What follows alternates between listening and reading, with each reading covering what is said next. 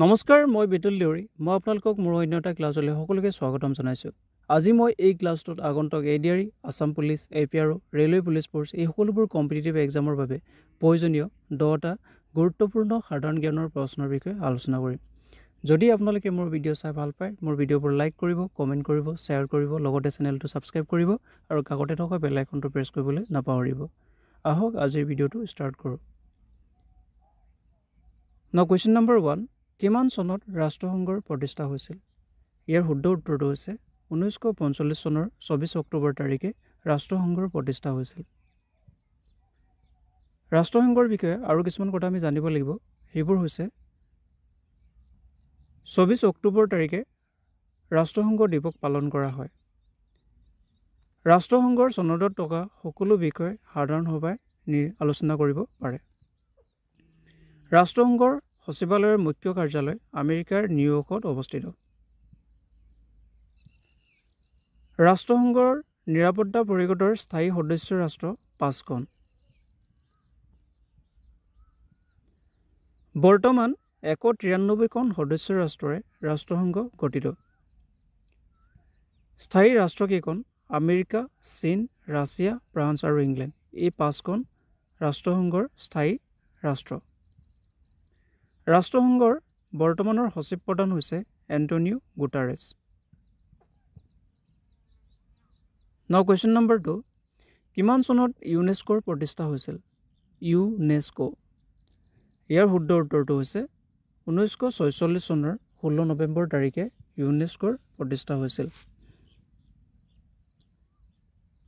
Now ইউনেস্কোৰ ফুল form বিষয়ে আমি জানিব লাগে। ইয়াৰ ফুল ফৰ্ম হৈছে United nations educational, scientific and cultural organisation আৰু ইয়াৰ মুখ্য কাৰ্যালয় ফ্ৰান্সৰ পেৰিছ চহৰত অৱস্থিত। Now question number 3, কিমান চনত ইউনিচেফৰ গঠন কৰা হৈছিল? ইয়াৰ শুদ্ধ উত্তৰটো হৈছে 1946 চনত।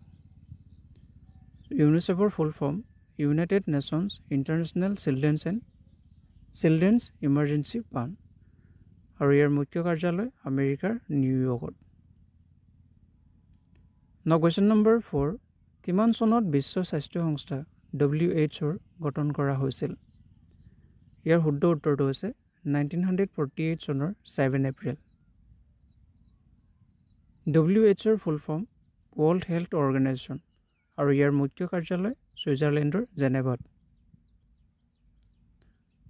Now question number 5, কিমান চনত আন্তৰ্জাতিক শ্ৰমিক সংস্থা ILO গঠন হৈছিল? ইয়াৰ শুদ্ধ উত্তৰটো হৈছে 1990 চনত। ILOৰ full form International Labour Organisation আৰু ইয়াৰ মুখ্য কাৰ্যালয় ছুইজাৰলেণ্ডৰ জেনেভাত। Now question number 6, কিমান চনত খাদ্য আৰু কৃষি সংস্থাৰ গঠন হৈছিল? ইয়াৰ শুদ্ধ উত্তৰটো হৈছে 1945 চনত। FAOৰ ফুল ফৰ্ম হৈছে ফুড এণ্ড এগ্ৰিকালচাৰেল অৰ্গেনাইজেশ্যন আৰু ইয়াৰ মুখ্য কাৰ্যালয় ইটালীৰ ৰোমত। Now question number 7, কিমান চনত আন্তঃৰাষ্ট্ৰীয় মুদ্ৰা নিধি গঠন হৈছিল? IMF।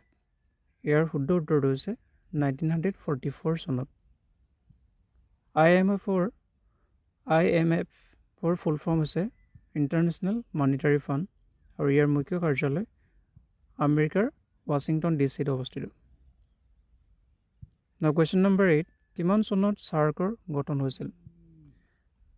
ইয়াৰ শুদ্ধ উত্তৰটো হৈছে 1985 চনত। সাৰ্কৰ full form South Asian Association for Regional Corporation আৰু ইয়াৰ মুখ্য কাৰ্যালয় নেপালৰ কাঠমাণ্ডুত। Now question number 9, কিমান চনত ইউৰোপীয়ান ইউনিয়নৰ গঠন হৈছিল?